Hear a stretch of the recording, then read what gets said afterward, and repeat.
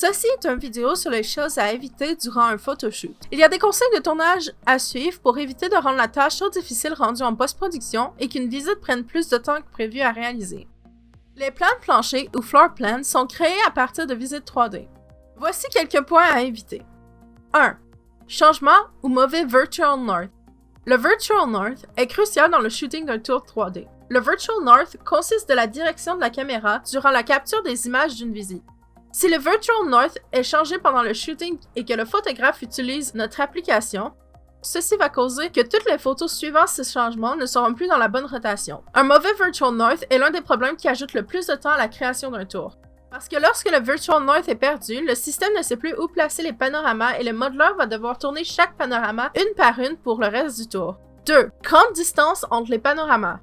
La distance conseillée entre chaque panorama est entre 5 et 8 pieds. Lorsque celle-ci est dépassée, cela rend la tâche difficile au modeleur.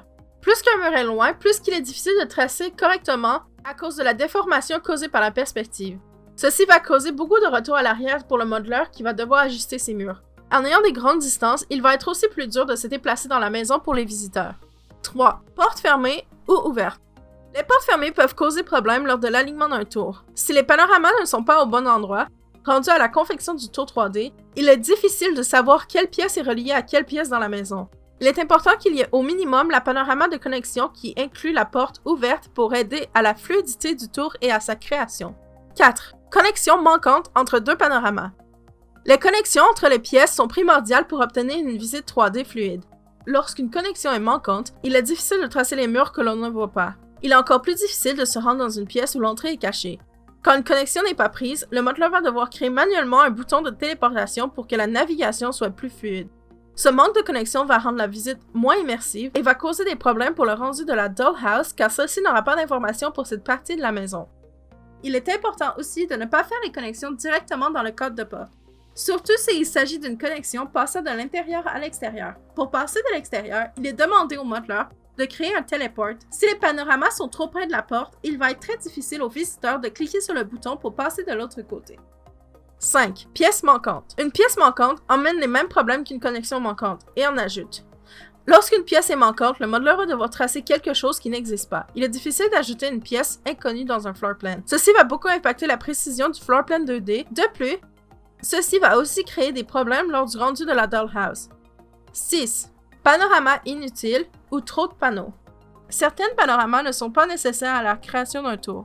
Souvent, les placards se tracent par eux-mêmes lors de la création des murs. À moins que celui-ci ait une forme hors du commun ou est demandé, il n'est pas nécessaire de fournir des panoramas de placards. Ceci n'inclut pas les walk-in.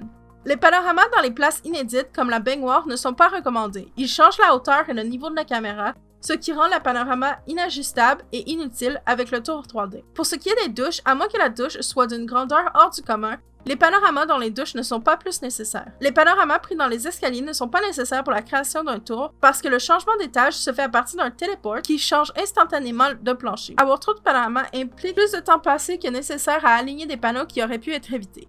7. Un mauvais niveau de caméra ou changement d'auteur. Un mauvais niveau de caméra ou changement d'auteur fait en sorte que d'une panorama à l'autre, les murs ne vont plus s'aligner. Plus qu'une distance est parcourue dans le tour, plus l'alignement va se dévier. Ceci implique que le modeleur va devoir retourner plusieurs fois pour ajuster ses murs.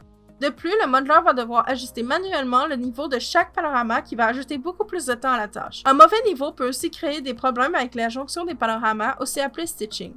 8. Stitching. Le stitching est la jonction entre le début et la fin d'une panorama. Un problème de stitching enlève des informations visuelles dans une pièce, qui peuvent ensuite réapparaître dans une autre photo, ce qui va finalement demander des ajustements supplémentaires au niveau de la 3D et ajouter du temps à la production.